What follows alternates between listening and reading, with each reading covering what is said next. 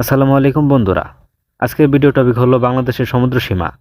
বাংলাদেশের সমুদ্র সীমা থেকে বিভিন্ন ভর্তি পরীক্ষা, বিভিন্ন বিশ্ববিদ্যালয় ভর্তি পরীক্ষা, বিভিন্ন চাকরি পরীক্ষা এবং বিভিন্ন প্রতিযোগিতামূলক পরীক্ষায় প্রশ্ন আসে। এইখান থেকে এইখান পর্যন্ত এটি হলো বঙ্গোপসাগর সংলগ্ন সীমান্তবর্তী অঞ্চল। এই অঞ্চল সম্পর্কে বিস্তারিত জানতে হবে আজকের ভিডিওতে, যেখান থেকে বিশ্ববিদ্যালয় ভর্তি পরীক্ষা, বিভিন্ন পরীক্ষাতে প্রশ্ন আসে। প্রথমে যে বিষয়টি জানা জরুরি, বাংলাদেশের রাজনৈতিক সমুদ্র সীমা হলো 12 নটিক্যাল মাইল।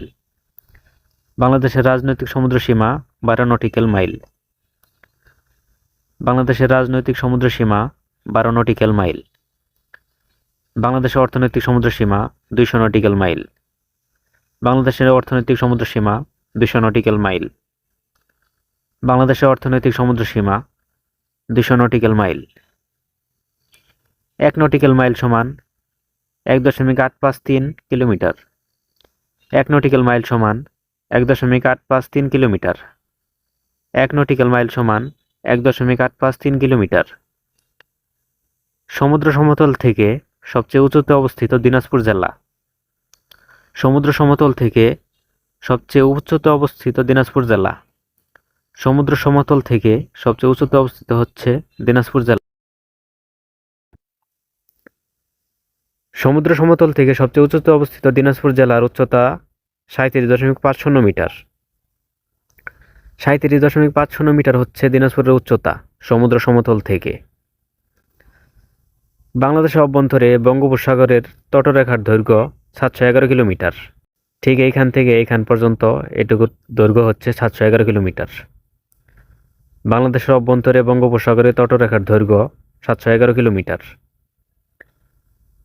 বঙ্গোপসাগরে অবস্থিত একটি গভীর খাত, যার নাম হচ্ছে সোয়াচ অফ নো গ্রাউন্ড।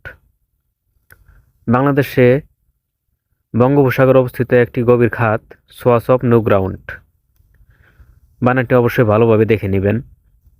বঙ্গোপসাগরে অবস্থিত একটি গভীর খাত, swatch of no ground.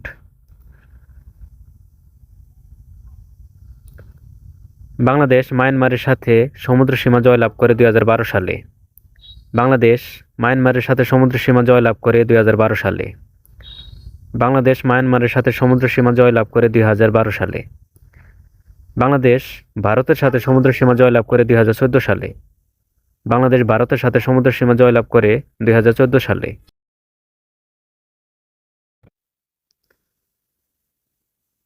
Bangladesh ভারতের বিরোধপূর্ণ সমুদ্র এলাকা ছিল কত বর্গ কিলোমিটার? বাংলাদেশ ভারতের বিরোধপূর্ণ সমুদ্র এলাকা ছিল 25,602 বর্গ কিলোমিটার। বাংলাদেশ ভারতের বিরোধপূর্ণ সমুদ্র এলাকা ছিল 25,602 বর্গ কিলোমিটার। অর্থাৎ 25,602 বর্গ কিলোমিটার বাংলাদেশ ভারতের মাঝে বিরোধপূর্ণ ছিল। বাংলাদেশ লাভ করে 19,447 বর্গ কিলোমিটার। 19,467 বর্গ কিলোমিটার। বাংলাদেশ লাভ করে 19,467 বর্গ কিলোমিটার এবং ভারত লাভ করে 6,135 বর্গ কিলোমিটার। ভারত লাভ করে 6,135 বর্গ কিলোমিটার। বাংলাদেশের মোট সমুদ্র অঞ্চল 1,18,813 বর্গ কিলোমিটার। বাংলাদেশের মোট সমুদ্র অঞ্চল 1,18,813 বর্গ কিলোমিটার। বাংলাদেশ সমুদ্র সীমার প্রথম পূর্ণাঙ্গ মানচিত্র প্রকাশ করে চট্টগ্রাম বিশ্ববিদ্যালয়। বাংলাদেশ সমুদ্র সীমার সর্বপ্রথম পূর্ণাঙ্গ মানচিত্র প্রকাশ করে চট্টগ্রাম বিশ্ববিদ্যালয়। বাংলাদেশ সমুদ্র সীমার প্রথম পূর্ণাঙ্গ মানচিত্র প্রকাশ করে চট্টগ্রাম বিশ্ববিদ্যালয়। সমুদ্র বিষয়ক আন্তর্জাতিক আদালত ITLOS। সমুদ্র বিষয়ক আন্তর্জাতিক আদালত ITLOS। সমুদ্র বিষয়ক আন্তর্জাতিক আদালত ITLOS। ITLOS এর পূর্ণরূপ হল International Tribunal for the Law of the Sea. ITLOS এর পূর্ণরূপ International Tribunal for the Law of the Sea. আন্তর্জাতিক সমুদ্র সীমা বিষয়ক আইনকে বলে আনক্লস বা UNCLOS।